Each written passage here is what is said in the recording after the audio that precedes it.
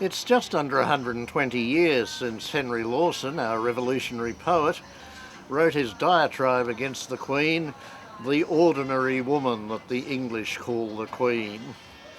And indeed, of course, he was speaking of Victoria, not Elizabeth. But I'm sure he'd still be appalled that more than a century later, Queen Elizabeth of England is greeted by Australians with awe and admiration and even affection.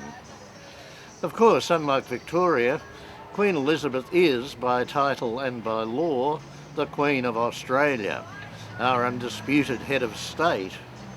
And you wonder why, still, we do greet her with such effusion.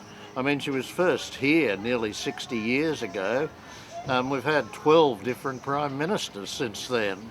Surely it's time for a change of government at the very top. At the moment, of course, we don't pick the Queen, nor does her peers pick the Queen. The Queen is determined by a bigoted, sexist, sectarian 17th century law of England. And that's not going to change in the foreseeable future. If any change comes, it'll have to be from us. But it must be said, at the moment, there's not much sign of it.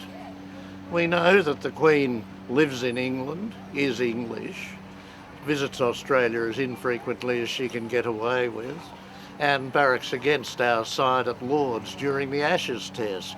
But she's still our head of state.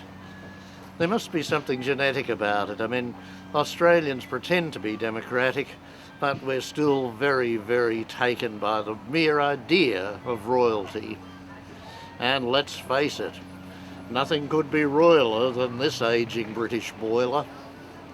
I'm Mungo MacCallum. Yeah. I think we'll pass it over now. Thank you very much. Very kind.